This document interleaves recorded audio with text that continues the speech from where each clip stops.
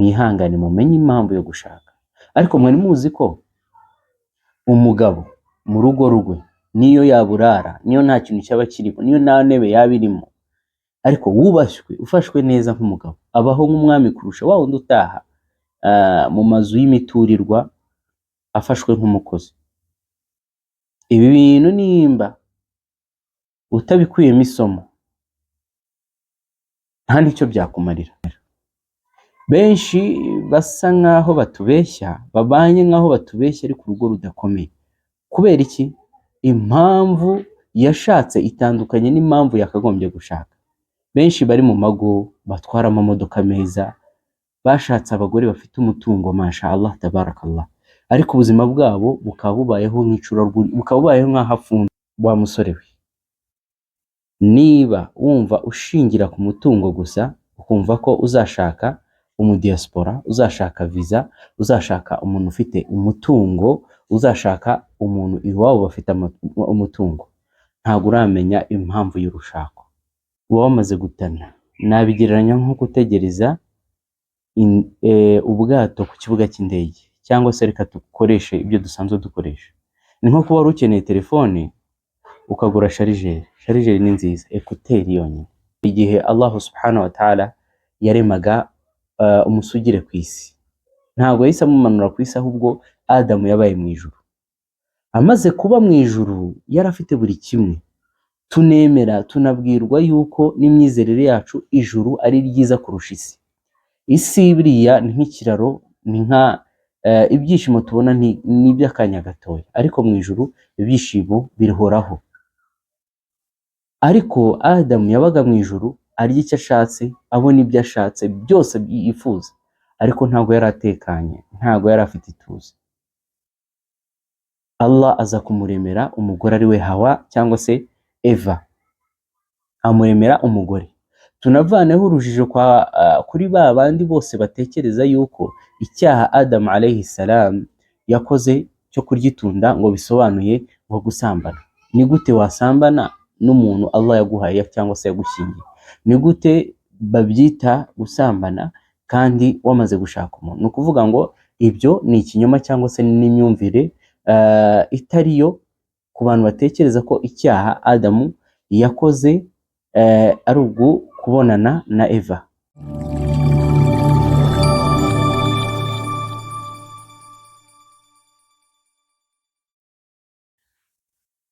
Wowe musore, niba ugiye gushaka wabengutse umukobwa ari ukubera umutungo gusa, uba wamaze gutana. Nabigereranya nko gutegereza ubwato ku kibuga cy'indege, cyangwa se reka dukoreshe ibyo dusanzwe dukoresha. Ni nko kuba wari ukeneye telefone ukagura sharijeri. Sharijeri ni nziza, ekuteri yonyine. Ngira ngo tugiye kuganira ku bintu bitandatu nushaka ushingiye ku mutungo, ibintu bibi bitandatu bizakubaho. Assalamu alaikum wa rahmatullahi wa barakatuh. Bismillahir rahmanir rahim. Byinshi mu basore baba bafite mu mibare yabo batekereza ko urushako rushingiye ku bushobozi cyane. Akibaza ngo ndashaka umudiaspora cyangwa se umudiaspora, umuntu uba mu mahanga, kubera ko biba bimworoheye kubona umutungo. Ndashaka umuntu iwabo bafite amafaranga kugira ngo tutazasafaringa cyangwa tutazateseka mu buzima, kubera ko ikintu cya mbere umusore gikunze kumuzamo cyane ni ugutinya ubuzima, kubera ko muri kamere ye ni ukuvuga ngo icyo aba ashinzwe cyane cyangwa se ikiba kimurimo nka kamere ni ugushakisha ubuzima. Ubwo rero wa musore we, niba wumva ushingira ku mutungo gusa ukumva ko uzashaka umudiaspora, uzashaka visa, uzashaka umuntu ufite umutungo, uzashaka umuntu iwabo bafite umutungo, ntabwo uramenya impamvu y'urushako. Reka nyikubwire, impamvu y'urushako ni imwe gusa, ibindi biza ari accessoire, ibindi biza ni inyongera. Impamvu y'urushako ku musore ni ukugira ngo atuze, icyo cyonyine. Ibyo turabikura muri Quran, suratul Rum, aho Allah avuga muri Quran agira ati wa min ayatihi, no mu bimenyetso bigaragaza ko Allah ahari, an khalaqa lakum min anfusikum azwaja, nuko yabaremye hanyuma noneho akabakomoramo, abadamu wanyu akabakomora muri mwebwe mu rubavu rwanyu, litaskunu ilayha, kugira ngo bababere ituze. Ngira ngo turafata urugero rworoshye cyane rutugaragariza ko ibyishimo umutungo atariyo mpamvu yo gushaka. Adam alayhi salam, igihe Allah subhanahu wa ta'ala yaremaga umusugire ku isi, ntabwo yahise amumanura ku isi, ahubwo Adamu yabaye mu ijuru. Amaze kuba mu ijuru yari afite buri kimwe. Tunemera tunabwirwa yuko n'imyizerere yacu ijuru ari ryiza kurusha isi. Isi biriya ni nk'ikiraro, ni nka ibyishimo tubona ni iby'akanya gatoya, ariko mu ijuru ibyishimo birihoraho. Ariko Adamu yabaga mu ijuru arya icyo ashatse, abona ibyo ashatse byose yifuza, ariko ntabwo yari atekanye, ntabwo yari afite ituze. Allah aza kumuremera umugore ari we Hawa cyangwa se Eva, amuremera umugore. Tunavaneho urujijo kuri ba bandi bose batekereza yuko icyaha Adam alayhi salam yakoze cyo kurya itunda ngo bisobanuye ngo gusambana. Ni gute wasambana n'umuntu Allah yaguhaye cyangwa se yagushyingiye? Ni gute babyita gusambana kandi wamaze gushaka umuntu? Ni ukuvuga ngo ibyo ni ikinyoma cyangwa se n'imyumvire itariyo ku bantu batekereza ko icyaha Adamu yakoze ari kubonana na Eva. Yari umugore we, ni nacyo Imana yamuremye kugira ngo amubere ituze. Kubw'ibyo rero ndagira ngo wenda tuganire kuri ibi bintu bitandatu biba kuri wa muntu washingiye ku rushako rwe ku mafaranga gusa, atitaye ngo ninde, atitaye ngo agiye kubana nande, ibyo ngibyo. Ikintu cya mbere, urugo ntabwo rukomera. Benshi basa nkaho batubeshya, babanye nkaho batubeshya, ariko urugo rudakomeye. Kubera iki? Impamvu yashatse itandukanye n'impamvu yakagombye gushaka. Benshi bari mu mago batwara amamodoka meza, bashatse abagore bafite umutungo masha Allah tabarakallah, ariko ubuzima bwabo bukaba bubayeho nk'icurarwuri, bukaba bubayeho nk'aho afunzwe. Ngira ngo benshi turabibona mu nyuma. Urugo ntabwo ruba rukomeye. Yewe nubwo baba bari kumwe ruba rujegera. Urugo cyangwa se ingo nyinshi ziri mu manegeka kubera icyo kintu, ku buryo n'umusore akubwira ataho kugira ngo mbeho nabi, ahubwo nabaho inzu nziza, mfite imodoka, mfite icyo nkora, ariko mbayeho nabi. Kubw'ibyo rero iyo umugabo abuze ituze, ubuzima bwe busa nkaho ari nka gereza, busa nkaho ari nk'uburoko. Benshi ngira ngo tukunze kubivuga, wenda ntabwo nshaka kubivuga ngo birambure, ariko amaso araduha. Iyo uganiriye n'abantu babikoze bakubwira ko bamaze kwibeshya cyane. Icya kabiri, kutizerana hagati y'abashakanye. Habaho kutizerana hagati y'abashakanye. Ari umugore aba yumva ko waje kubera umutungo we, ari n'umugabo aba yumva ko atizewe kubera ko hari icyamuzanye kitari urukundo. Kandi koko ni n'ukuri, ni ukuri wazanwe n'umutungo, n'undi nawe arabizi ko wazanwe kubera ko umukunda, kubera ko nta rukundo ruri hagati yabo, ahubwo harimo ikibijyanye n'amafaranga. N'iki ngiki rero cyo kutizerana, iyo uwazanwe n'amafaranga cyangwa umugabo adafite full access ku mafaranga y'umudamu, ababona nta cyizere amufitiye. Ni nayo mpamvu hirirwa intonganya za ntunyizera, ntumu umutungo wawe ngo mu managinge. Ntabwo aricyo cyakuzanye. Icyakuzanye ntabwo ari ukumanaginga umutungo, ariko bitanavanyeho yuko umugore yagukunze mwizeranye, yaguha umutungo ukawumanaginga, ariko icyakuzanye ni umutungo. Ni nayo mpamvu habaho ibibazo byinshi. Icya gatatu rero ni amakimbirane y'urudaca. Aya amakimbirane y'urudaca ava ku mpamvu y'uwo mutungo. Iyo ukimara kubona umutungo ukagira access, ukabona ntushonje, noneho ya mpamvu ujya kuyishakira, ni ukuvuga kubera ko umugabo ubayeho aba akeneye ituze, ujya kuyishakira ahandi koko iri. Ni ukuvuga wa mugore wawe wamushatse kubw'urukundo, wamushatse kubw'amafaranga, hanyuma noneho ya mpamvu irakwirukankamo kubera ko ni ibintu bikurimo. Ushake wa muntu ari naho havamo gucana inyuma. Ndongera mbabwire nti umutungo ntago aricyo gisobanuro cy'ubuzima bw'urugo rwiza. Yewe hari n'abo tujya tubona babanyeho neza mu bukene cyangwa se ubuzima buringaniye, amafaranga yatangira kwinjira, waja'ala a'izzata ahliha adilla, ugasanga ba bantu bari babanye neza batangiye kuzanamo amakimbirane amafaranga amaze kwinjira. Amafaranga ukahita ubona ko ariyo mpamvu cyangwa se intandaro yo gutana no kubana nabi kw'abantu. Gusa ntabwo mvuze ko amafaranga ari mabi, ahubwo turagira ngo turebe impamvu nyamukuru y'urushako ndetse n'ingaruka mbi zo kumva ko umuntu ashatse kubera amafaranga gusa. Hanyuma icya kane ni ukumva ko utari ingenzi. Ibi ngibi nibyo, kumva ko utari ingenzi. Umugabo udahaha, umugabo udaprovidinga cyangwa se udakora akazi ke mu rugo, kwishyura inzu, mbese kamere ye ni ugukemura ibibazo. Aba yumva atari ingenzi nyine, aba yumva akazi ke ntako ari gukora. Yirirwa mu marange, mu maresitora, yirirwa areba imipira, yirirwa mu rugo acata n'abandi bakobwa. Aba yumva atari ingenzi, n'icyo yakagombye kuvuga mu rugo nk'itegeko ry'umugabo, ubwo nyine nta gaciro aba afite. N'umudamu wamaze gufata amafaranga, murabizi itandukaniro ry'umugore n'umugabo. Umugabo wamaze gufata amafaranga cyangwa se ufite amafaranga, ufite ubushobozi, aba yumva ko hari umuntu yashaka bakayasangira. Ariko akenshi majorite, ntabwo mvuze ko ari bose, umudamu wamaze kugera ku mafaranga ahagije aba yumva ko yihagije, independent woman, ntakeneye umugabo. Ni nayo mpamvu niyo amaze kuyafata ugasanga urayazamo agutwara neza neza nk'umukozi. Nta kintu mariye, ninjye byose ubikora, uraza umbwira iki ko nta kintu mariye? Ni ukuvuga hari amagambo bashobora kukubwira we nk'umugabo kubera kamere yawe ukabaho nabi.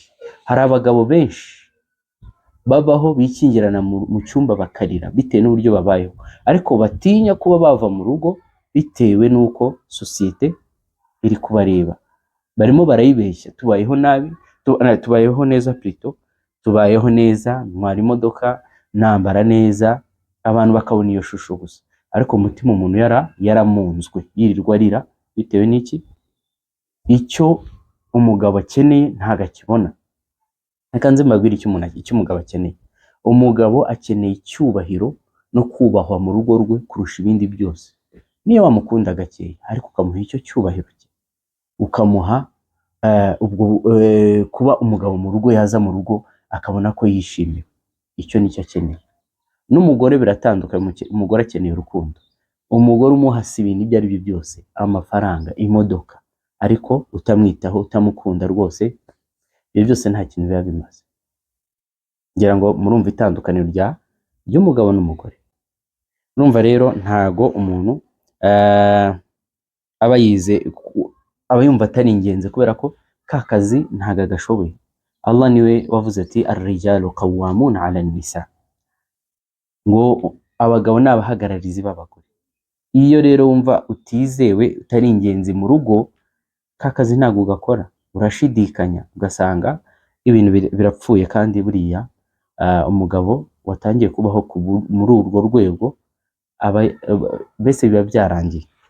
Hanyuma icya gatanu, kunanirwa kubana igihe kirekire.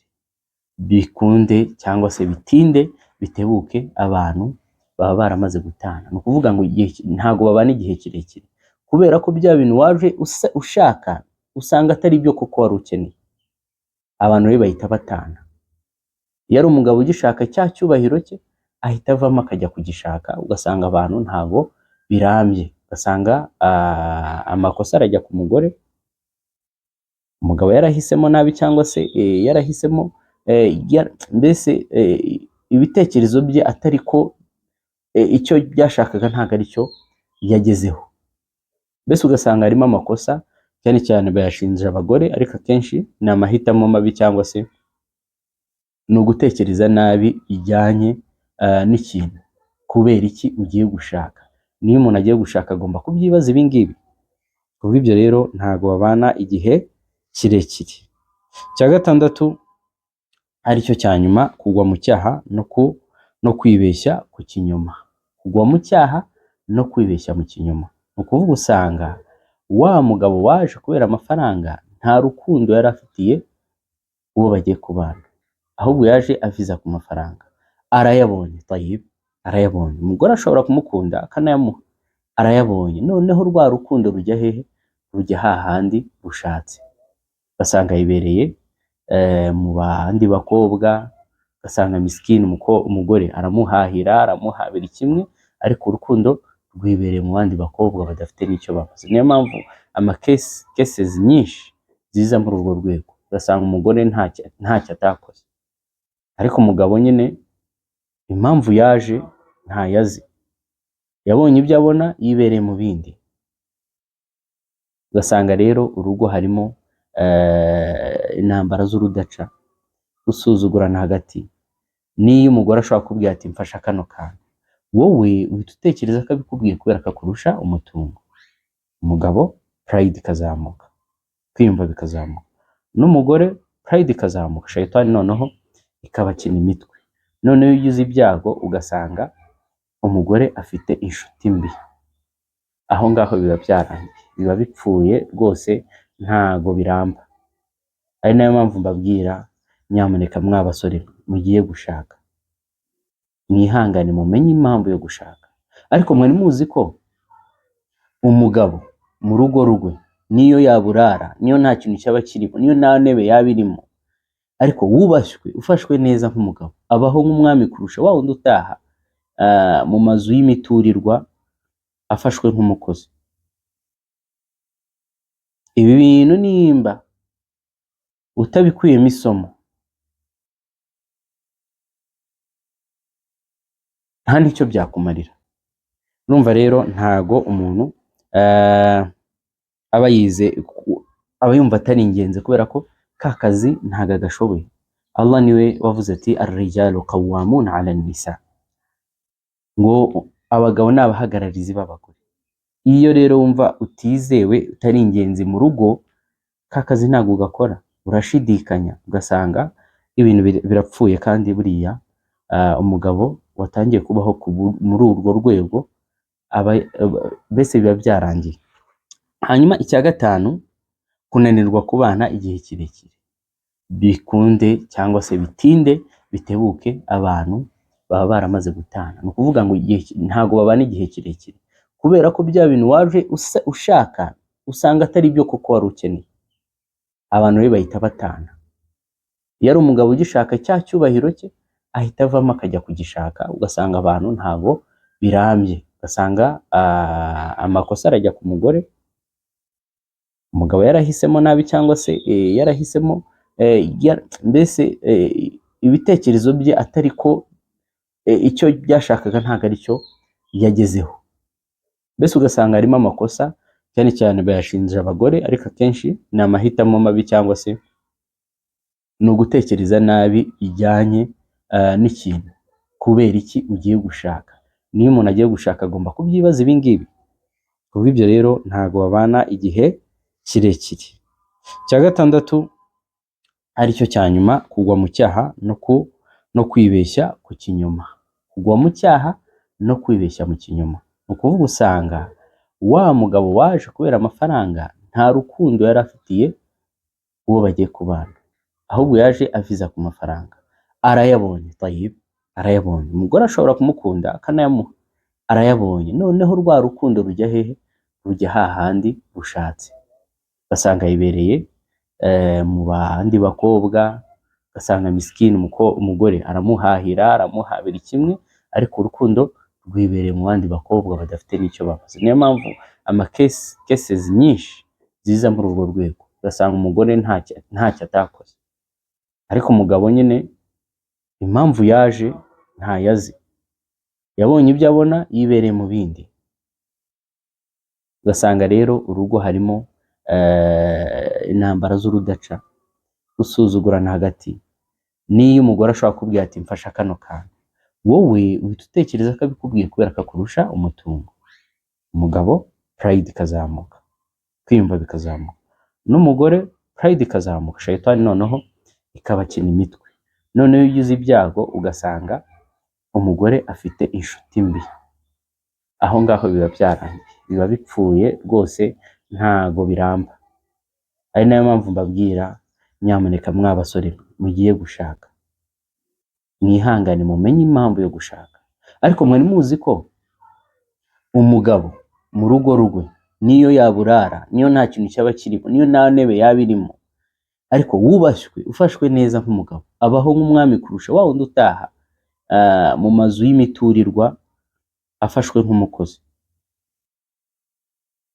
Ibi bintu nimba utabikuyemo isomo, nta n'icyo byakumarira. Ariko icyo mbagiraho inama, nyamuneka shaka mu rwego rwo gushaka ituze, umenye n'uwo ugiye kurishakana, naho ibintu birizana. Benshi twabonye batangiye kuri je commence à la vie, ku babyeyi bacu batangiye ku ntebe ebyiri, ariko ubu bafite amazu. Abenshi batangiye, bamwe ari abakonvoyeri, abandi ari abamotari, ariko bitewe n'uko batangiye cya kintu, baje gushaka mu rugo ituze n'urukundo hagati yabo n'impuhwe, bageze ku byo bageraho. Ariko ba bandi bafite umutungo ntibabana, ubu usanga niyo babanye ntago babana mu cyumba kimwe, kandi babaho mu cyayenge, barimo barahigana nk'ibihugu bitumvikana. Umwe araviza ku mutungo, undi araviza ku biki, ugasanga ibintu byose babayeho babeshyanya. Abatarashaka rero, Imana ibarinde, mumenye ikibazanye mu rushako, kare gushaka ituze, hanyuma noneho murebe abantu babaha ituze. Mw'abadamu murebe ba bagabo babaha urukundo, bakabahaba hafi, bakabubaha. Wabillahi tawfiq, wassalamu alaikum wa rahmatullahi wa barakatuh.